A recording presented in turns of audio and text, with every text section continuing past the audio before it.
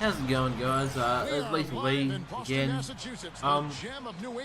This one lost. I was trying something else, trying to record another way, and it just didn't work because I don't have a clue why it stopped, but it just stopped. So we're playing Utah in this game, and we can't tell you because that'll be giving away the answers. But they're 4-4, and we're 4-3. So now we're aiming to stay ahead of 500. And now Doris Burke has an update from the sideline. Well, you have to wait and see. So yeah, audio should be back to normal, so you can at least hear the miscarried ramblings of a madman, I guess. Something like that. Probably fucking butcher. I always butcher saying stuff like that. We cannot let him outwork us. Kevin Anyway. looked for a real physical game. Thanks, Doris. Here in the first, just under 2.5 minutes played so far. Pierce against Williams. Here's Foy. That three off the mark. You know, there are a handful of great one-on-one scorers in the league, but not all of them are also great defenders. And that's what I love about Paul Pierce. When he puts his mind to it, he can shut down the opponent's best player. Not a lot of great two-way players in this league, but I'll tell you what, Paul Pierce is one of them. Pass to Favors. 1:58 left here in the opening quarter. Shot clock at 6. Williams guarded by Bradley. With 1 on the clock, and it's slammed in by Millsap. That's what he's all about. That's who he is, retrieving those misses and exploding right back to the bucket. Prime example of it right there, no question. Good point, Clark. Yeah, great rebounder and a great finisher, so that's a difficult combination to deal with for the defense. Lee outside. Back to Bradley. Puts up the runner and hits. Bradley's got his first 2 points of the night. Going back to Paul Pierce, a two-way player, and that's part of why he's a franchise player, Clark. Yeah, when you're trying to win it all, you want your best player to not only make plays and make shots for you at key times, but also to be one of your better defenders and give energy and passion to that end of the floor as well as the offensive end. And Pierce understands what it takes to win at the highest level. Here's Lee, and unable there to get the go-ahead bucket. For the Utah Jazz, they won their last contest, that game against the Raptors in Toronto. Well, it was a good win. Ball movement, offensive spacing, efficiency. They were just really solid at that end of the floor. And when they got hot, they were impossible to cool down. That was the case throughout the game. From 17 feet out, they get it back. Second shot opportunity, and the layup is good. He made that offensive rebound count. Nice job collecting the second chance points. Williams against Bradley. Williams kicks to Jefferson. Back to Williams. Puts the lead pass in front of him. And that one's good. Millsap. You know, down there in the low post is where you really want to create a lot of your offense. Here's Bradley. No good trying to beat the buzzer. Tie game in Boston. And we'll get this.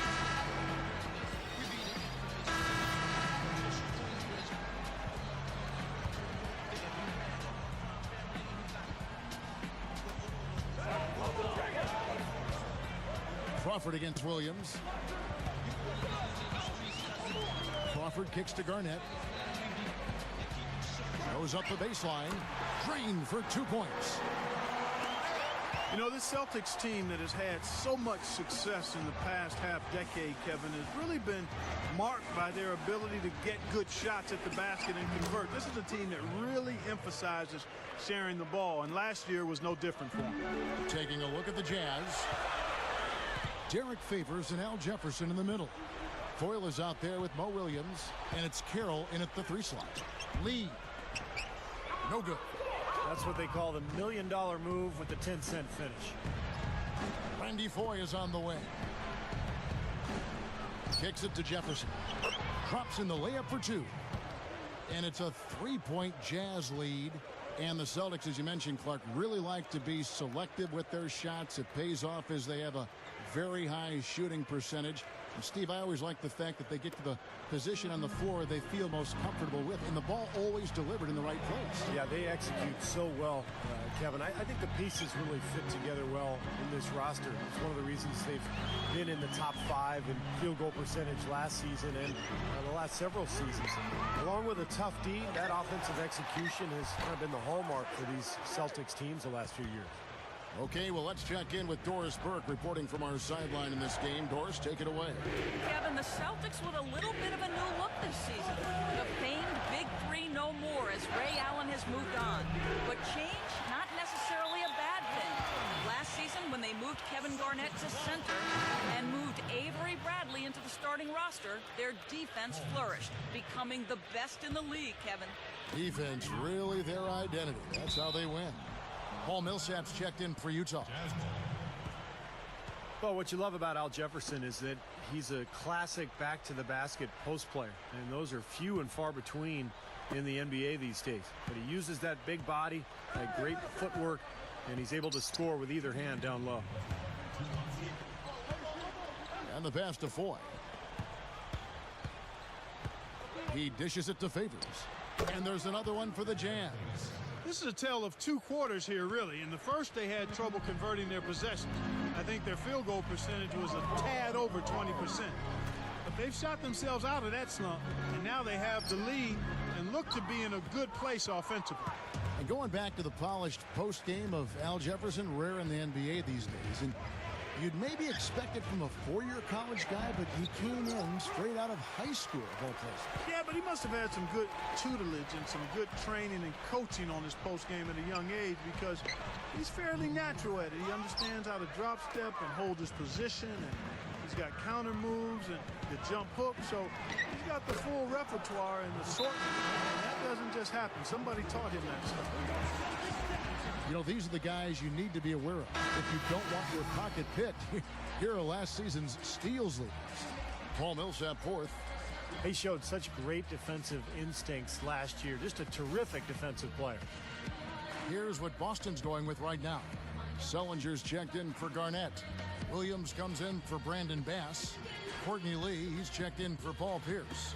And it's Terry in for Jordan Crawford. Feeds to Sellinger. To the paint. The Utah Jazz are known for playing a very physical brand of basketball. Tough down low, not being afraid to take contact or initiate it. It's just how they've always identified themselves as a team. Back to what, Clark, you were saying about the Jazz, that physical style of play, perhaps one of the reasons why they do so well against the East. Yeah, you know, they've maintained that tough identity that Jazz teams have always have, and that tends to play well when you're going against Eastern Conference teams. You know, for whatever reason, the East plays slower and more methodically than the West does. Last game for the Celtics, they pick up the win against the Bulls in Chicago. And boy, did they protect the basket well in that one. They kept a lot of bodies down low. The rotations were solid, and it paid off with a lot of blocks in that game. Yeah, they really wanted to establish that intimidation factor. And, Steve, I think they did so by devoting a lot of manpower to the low post. The Celtics shooting their 5th and 6th free throws of the game. Well, you look back at a season ago, this is a club that made 78% of its shots from the free throw line, so very comfortable with that stripe. And, you know, a lot of times, guys, in some of their performances last year, their free throw numbers helped them win games. Jeff Green, he's checked in for Boston. Avery Bradley comes in for Jason Terry. Offensive rebound. Down goes the slam. Boy, that's hard-nosed sandpaper basketball right there. A lot of little friction in there, partner. Oh, I love the way you described that. Was it ever? Nobody was going to get to the rim but him. Oh, man, with the violent putback to finish it off. Here's Lee. Another miss, and they desperately need a bucket. And they needed that hoop to try to stop this run. They just seem to keep coming up empty. They've got to slow it down and get a good shot. Here's Bradley. The shot will not go. And that does it for the first half of play. It's the Jazz. Fun to watch, keeping the ball moving and picking apart that D. For Paul Millsap, it's been too easy against the Celtics defense. He's got...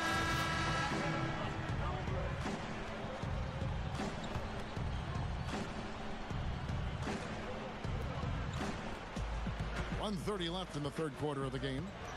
Watson dishes to Hayward. It's good, and Watson picking up the assist. And the Jazz lead by 14.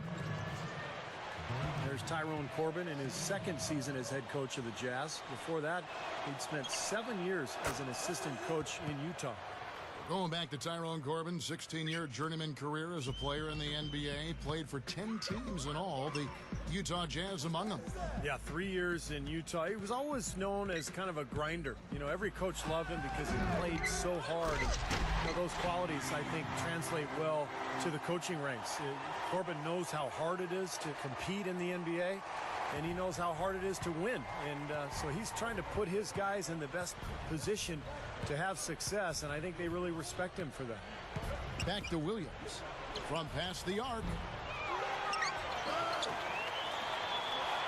Right side Millsap. You know, one of the reasons Paul Millsap dropped in the draft years ago when he came out of college was people questioned his size, but what they should have been paying attention to was his heart, because this guy plays as hard as anybody in the league, just knows where the ball's going, he anticipates it off the glass, and then he's got the will to go and get it. He'll do the dirty work for you at both ends, and his hands are really quick. I mean, he's a guy that can create deflections and get steals because of his activity with his hands and with that strong body of his. Derek Favors checked in for Marvin Williams. And Green gets it to go. He's been producing all night. It's up to the rest of his team to start kicking in a little bit. He feeds it to Burks. Passes to Watson. Inside to Favors. And Lee pulls it down. Great defense in the paint there, making it tough on the offense. That's what he brings, a presence. I mean, you saw it on that miss. 2 seconds separating the shot clock and game clock. No good from Lee. So here's Burks. He has 7. Millsap left side. Over Lee. The Jazz again can't hit it. That's a look that he'll never pass up. The one he'll usually never miss. And as we end the third quarter, a double-digit deficit will make it tough to come back. Yeah, so we're heading to the end of the game here. I'm not going to play the last quarter again because fuck me, right? You pay me to sit on the bench. Yeah, that's cool. So anyway, next video should have like actual gameplay commentary as I'm going along. I had a terrible game, but yeah. So the press conference is coming up, and then that's the end. Oh no, you have to watch another one to get more shitty commentaries and shit. Yeah. And just like to finish up with, yeah, thanks for watching, and watch some more, please. I'm begging. Not a good night for your team. Does anything stick out about the loss that you think played an important role? Well, yeah. We couldn't hit a free throw to save our lives. You just can't waste as many opportunities at free points as we did tonight and still expect to win the game. It just ain't happening, man. So first and foremost, moving forward, this team has to recommit to taking advantage of our trips to the line. This league is too well balanced to be able to waste an opportunity like we did tonight.